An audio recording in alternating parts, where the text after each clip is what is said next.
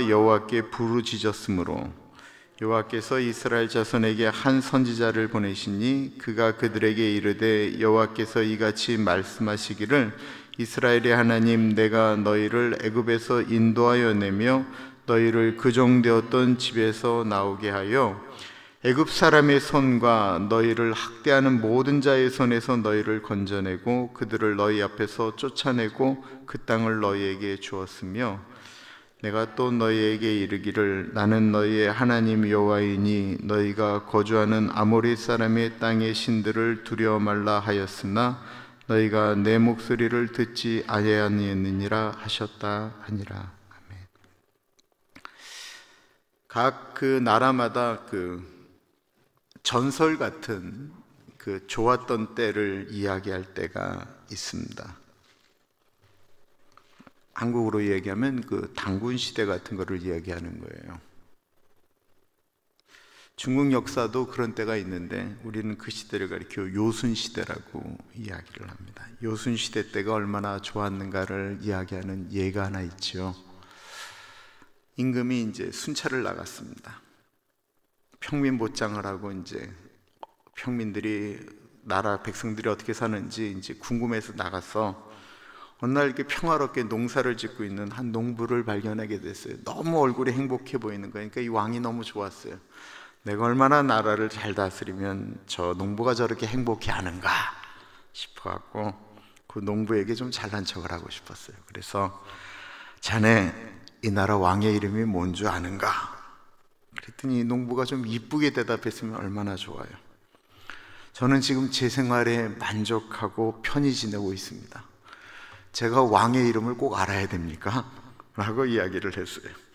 그랬더니 왕이 화가 났어요. 아니 왕이, 백성이 내가 이렇게 잘 다스려서 자기가 이렇게 편한 줄 모르고 왕의 이름도 모른다니 이 괘씸한 이라고 이야기를 했는데요, 잠시 생각해 보니까 너무 감사한 거예요. 너무나도 세상이 태평하니까 백성들이 정치를 몰라도, 농부가 왕의 이름을 몰라도 너무 행복한 거예요. 그러니까 얼마나 좋았는지 왕이 껄껄 웃으면서 그 자리를 떠났다라고 이야기합니다. 왕의 이름을 몰라도 되는 평화로운 시대. 여러분, 백성들이 모르는 것이 좋을 때가 훨씬 더 많아요. 너무 많은 것들을 아는 시대가 결코 좋은 시대가 아니에요. 그냥 모든 사람들이 잘못된 것들을 다 알고 있는 시대가 좋은 시대가 결코 아니에요. 광우병 아세요? 한국 사람들은 다 알아요. 전 세계에 광우병을 제일 많이 아는 사람들이 한국 분들이에요. 끊임없는 얘기들이 만들어지고 하면서 사람들이 힘들어지기 시작했어요. 이 사사시대는 늘 어떤 것들이 반복되어지는 시대입니다. 이 사사라고 하는 시대는 정말로 사사가 나타나지 않을 때는 참 평화로운 시대예요. 근데 이 사사가 나타나고 사사의 이름을 알아내야 될 때가 되면 이스라엘이 하나님 앞에 엄청난 범죄를 저지른 때였다라는 것입니다.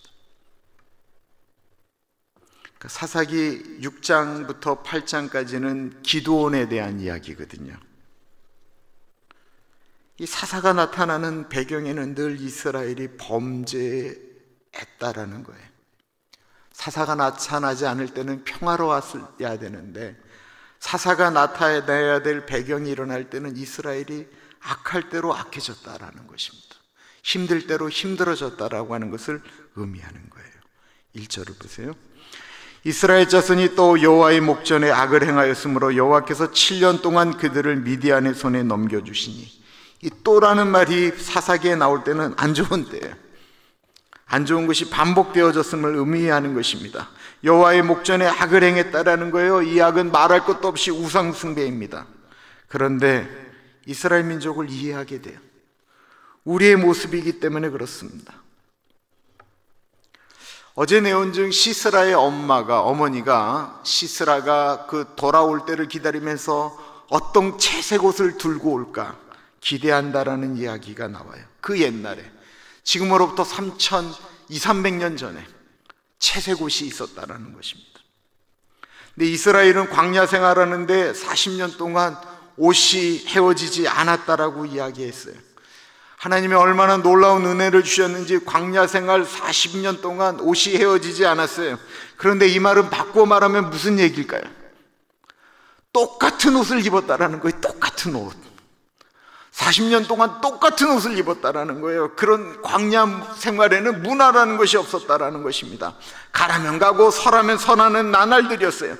하나님이 주시는 것만 먹고 살았어요. 그런데 그들이 가나안으로 들어가니까 눈이 뒤집혀지는 거예요. 그들이 상상할 수 없는 옷들이 있었다라는 거예요. 집이 있고 문화가 있었다라는 거예요. 자극적인 문화가 있었다라는 거예요. 휘황찬란했다라는 거예요. 멋진 노래가 있었다라는 거예요. 춤이 있었다라는 거예요. 술집이 있었다라는 거예요. 배우자가 아닌 다른 여자들이 있었다라는 거예요.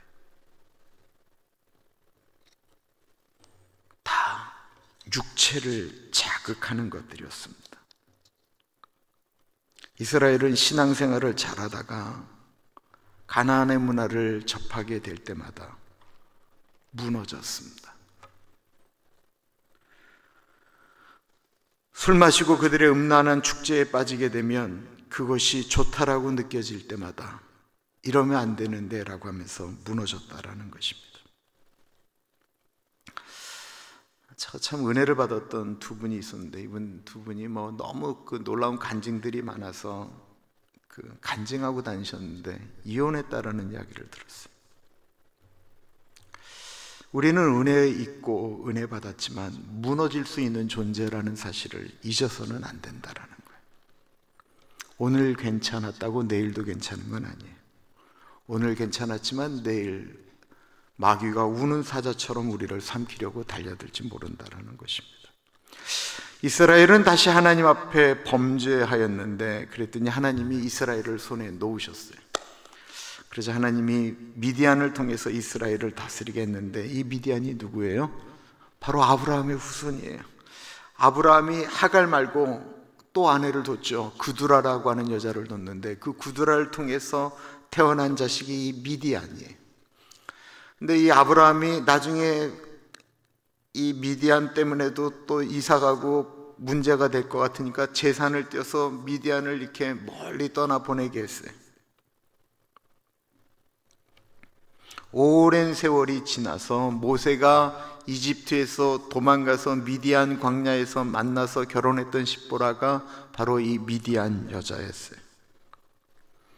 그래서 이스라엘과 미디안은 참 친할 수 있는 좋은 관계라고 생각하는데, 성경에 보면 미디안은 철저하게 하나님 아닌 다른 우상을 섬기는 민족으로 나옵니다.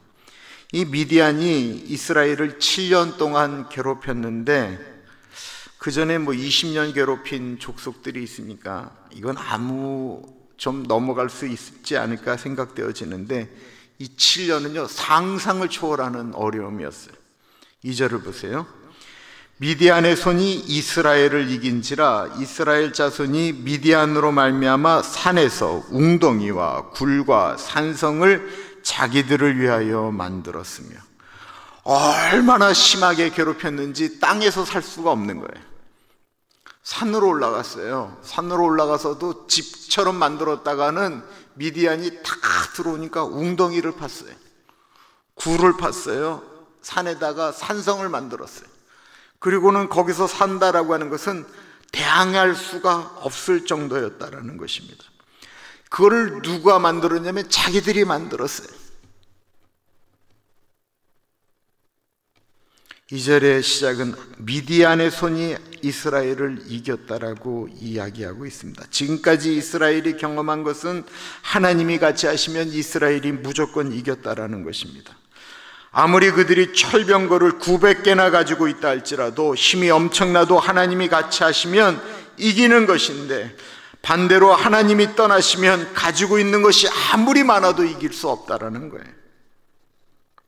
돈이 아무리 많아도 하나님이 한번 치시면 건강 잃어버릴 수 있고 어떤 사고가 일어날지 우리는 아무도 모른다라는 것입니다. 하나님이 이스라엘을 미디안에게 맡기신 이상 이스라엘은 미디안을 이길 수 없는 것입니다. 그러므로 우리가 누구 편에 서 있는 것이 중요합니까? 우리가 하나님 편에 서 있는 것이 중요한 것입니다. 하나님을 떠나서는 이길 수 없는 세상이 바로 우리가 살고 있는 세상이기 때문에 그렇습니다. 그래도 사람들은 어리석어서 본인들의 힘으로 어떻게든 살아보려고 산으로 도망쳐서 굴 파고 웅덩이 파고 산성을 만들었습니다. 그런데 보세요. 이스라엘이 파종한 때면 미디안과 아말렉과 동방 사람들이 치러 올라와서 진을 치고 가사에 이르도록 토지 소산을 멸하여 이스라엘 가운데에 먹을 것을 남겨두지 아니하며 양이나 소나 나귀도 남기지 아니하니 이스라엘이 동네북이 된 것입니다. 미디안만 온 게 아니에요. 그 주변에 있었던 그냥 눌려 있었던 모든 족속들이 다 나타나서 이스라엘을 쳤다라는 것입니다. 이스라엘이 산에서 살면서 그래도 좀 살만해서 파종하고 괜찮아질만 하면 그때 올라온다라는 것입니다. 아무 때나 오는 것이 아니에요.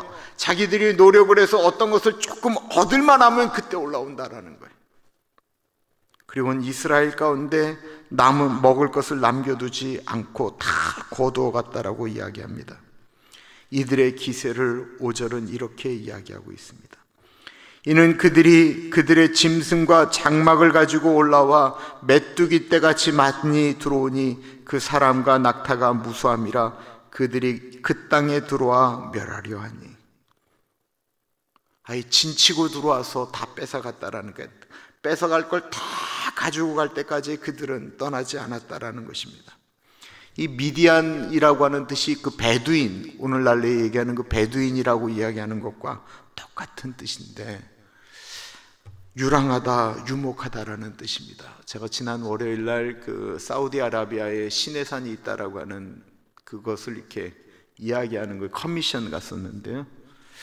지금 그 베두인들이 옛날 그 진짜 시내산이라고 하는 게 사우디아라비아에 있다라는 거예요. 거기에서 나타나는 것들을 돈이 될 만한 걸 이미 다 베두인들의 집으로 가지고 갔대요. 그 베두인이에요. 유랑하다, 유목하다라는 뜻을 가지고 있어요. 유랑하는 그 사람들이 뭐 타고 다녔겠어요? 낙타 타고 다녔겠죠. 낙타를 타고 이제 올라가는 거예요. 낙타가 엄청나게 커요. 어마무시하게 커요. 낙타처럼 큰 짐승이 거의 없어요. 얼마나 많이 먹는지 몰라요. 근데 그 낙타를 끌고 오는데 메뚜기처럼 많이 왔다라고 하는 것입니다. 그리고는 다 짓밟고 갔습니다.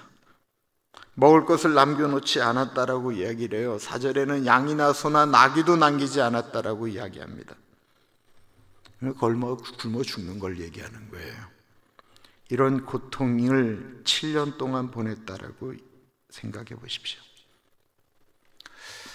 북한이 1996년부터 소위 말하는 그 고난의 행군이라는 것을 했거든요. 그때 300만 정도가 굶어 죽었다라고 이야기를 해요. 길거리에 굶어서 죽은 아이들을 너무 많으니까 처리할 수가 없어서 시체들이 굶어 죽은 애들이 널브러져 있었다라는 이야기를 해요. 지금 이스라엘이 똑같았다라는 것입니다. 이건 가뭄이 아니에요. 본인들이 농사를 짓는데도 본인이 먹을 것이 없다라는 거예요. 무수한 아이들이 굶어 죽고 미디안의 낙타에 밟혀 죽는 것이 7년 동안 되었다라는 것입니다.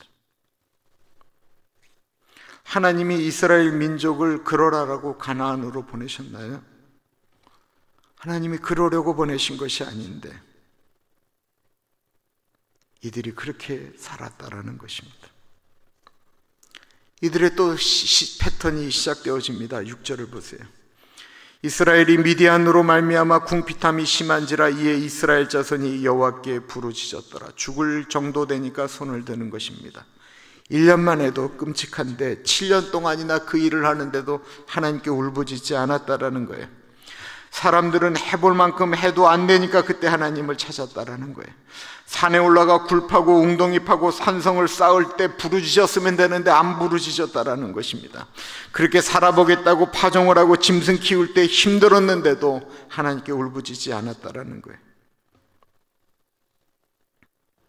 이 정도 되면 하나님 찾으면 참 좋은데 안 그렇게 된다라는 것입니다.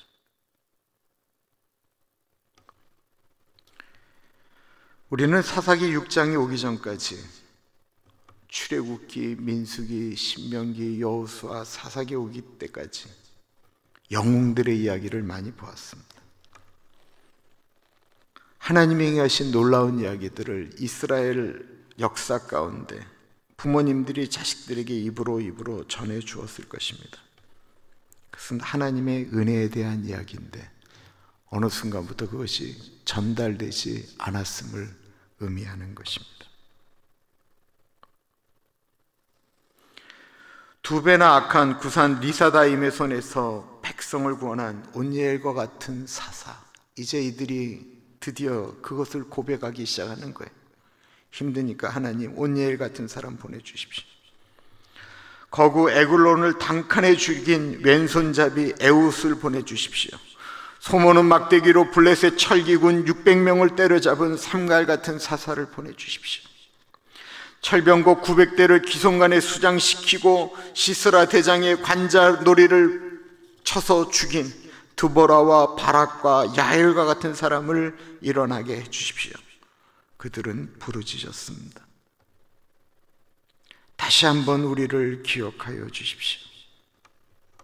다시 한번 우리 민족이 드보라처럼 바락처럼 찬양하게 해주십시오. 내 어려울 때 이렇게 할 것이 아니고 우리가 날마다 고백해야 될 내용이다라는 것입니다.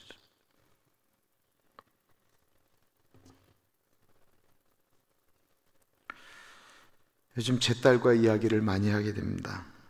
뭐 이렇게 그냥 밥을 둘이 먹을 때 얘기하는 거죠. 그러니까 아이가 이제 남자를 만나면 떠날 거 아니겠어요? 그러니까 마음이 좀 그런 것 같아요, 자꾸. 그래서 예림이에게 제가 자꾸만 미국에 왔을 때의 얘기를 자꾸 이렇게 해주게 돼요.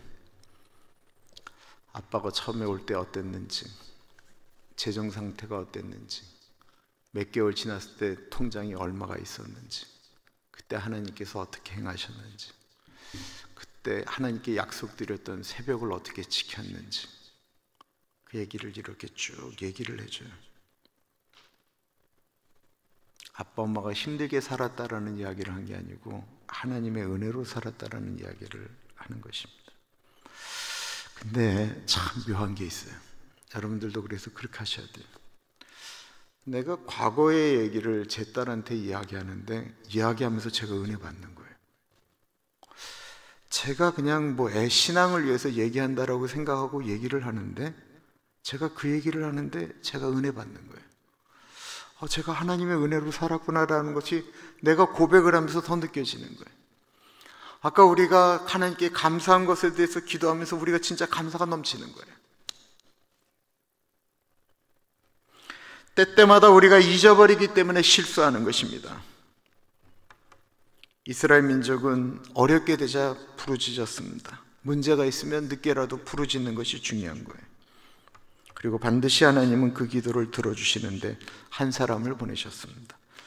8절부터 볼게요. 여호와께서 이스라엘 자손에게 한 선지자를 보내시니 그가 그들에게 이르되 여호와께서 이같이 말씀하시기를 이스라엘의 하나님 내가 너희를 애굽에서 인도하여 내며 너희를 그종되었던 집에서 나오게 하여 애굽 사람의 손과 너희를 학대하는 모든 자의 손에서 너희를 건져내고 그들을 너희 앞에서 쫓아내고 그들을 너희에게 주었으며 내가 또 너희에게 이르기를 나는 너희의 하나님 여호와이니 너희가 거주하는 아모리 사람의 땅의 신들을 두려워하지 말라 하였으나 너희가 내 목소리를 듣지 아니하였느니라 하셨다 하니라.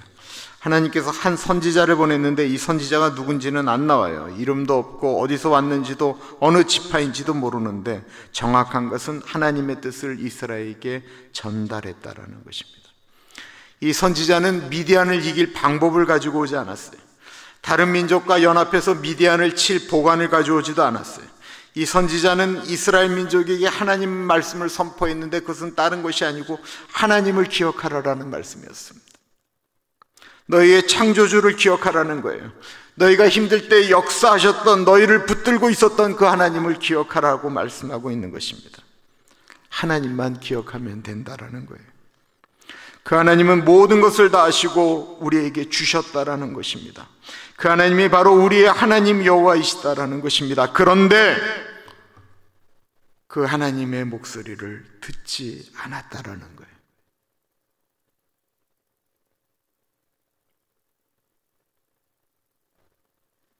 하나님은 이스라엘 사람들 보고 책망하는 것이 다른 것이 아니었습니다. 나라를 구해야지 뭐하는 짓이냐라고 말하지 않았어요. 나만 바라보고 나만 잘 섬기면 내가 알아서 할 텐데 어찌가 너희가 나를 버렸느냐라고 말씀하고 있는 것입니다.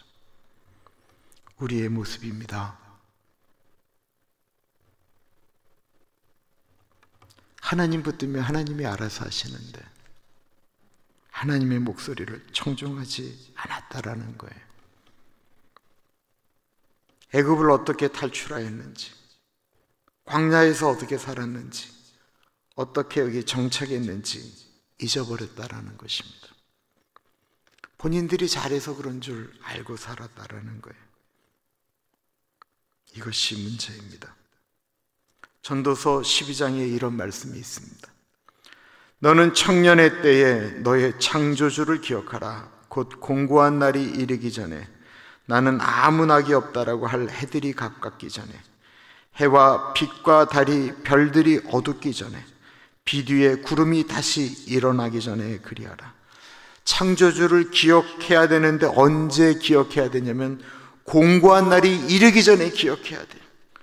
아무 낙이 없다라고 이야기하기 전에 기억해야 돼요. 이 공고한 날 아무 낙이 없었던 것은 내 인생이 내가 내 뜻대로 하다가 아무것도 안 됐던 때를 이야기하는데 그때 창조주를 기억하는 것이 아니고 그런 날들이 오기 전에 기억하라는 건데 이스라엘은 공고한 날이 오고 나니까 그때서야 하나님을 기억했다라는 거예요.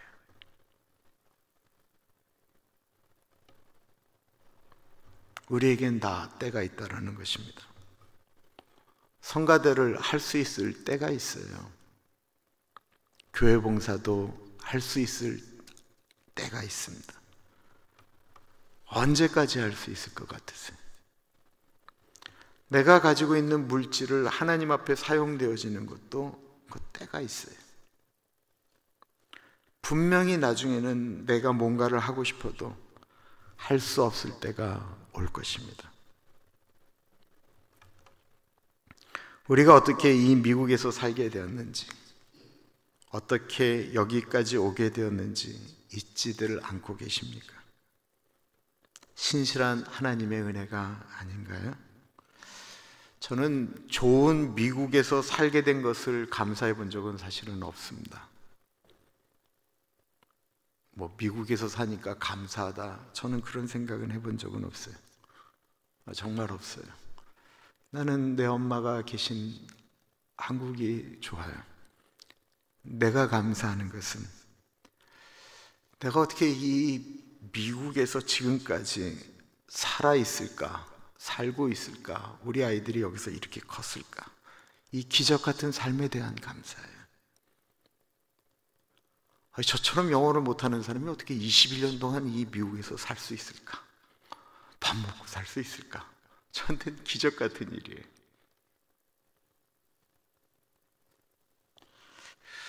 근데 이렇게 뒤돌아보니까 미국에 와서 제가 어느 집에 가서 슈퍼 얻어 왔었거든요. 근데 그 소파 얻어오면서 얼마나 감사했는지 몰라요. 제가 지금 기억하고 싶은 감사는 바로 그것입니다. 없을 때는 하나하나가 다 감사했어요. 모든 것이 다 감사였고, 절대 감사였고, 무조건 감사였고, 날마다 감사였고, 한평생 감사할 것 같았어요.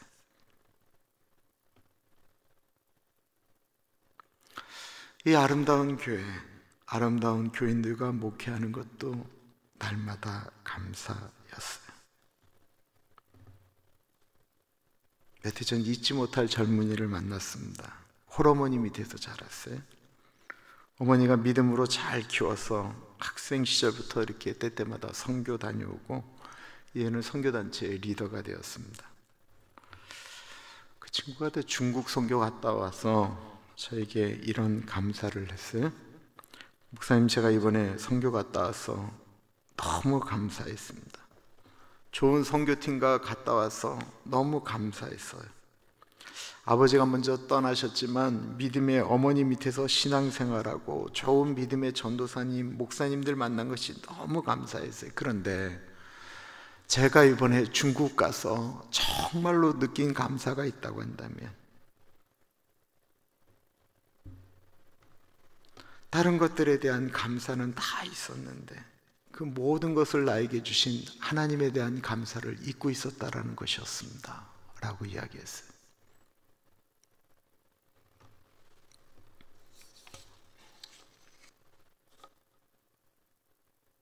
우리도 그렇죠. 내가 이렇게 건강한 것 감사하지, 내가 그래도 이렇게 먹을 수 있는 것 감사하지. 분명히 이게 다 하나님에 대한 감사인데 정말 하나님의 은혜에 대한 감사가 우리에게 있느냐라는 것입니다. 하나님께 감사하기 시작하면 모든 것들이 감사해지기 시작합니다. 우리가 이스라엘처럼 되지 않을 유일한 방법이 있다고 한다면 그건 감사하는 거예요. 주님 감사합니다. 주님 감사합니다. 주님께 감사하는 날마다의 삶을 살면 내 인생이 어떻게 돼도 풍요로워도 죄짓지 않을 거예요. 무너지지 않을 거예요. 우리의 인생 가운데 일어나는 일에 감사하는 우리 모두가 되어지기를 간절히 축원합니다. 우리 기도하겠는데요. 하나님, 내 인생 가운데 갇혀 주신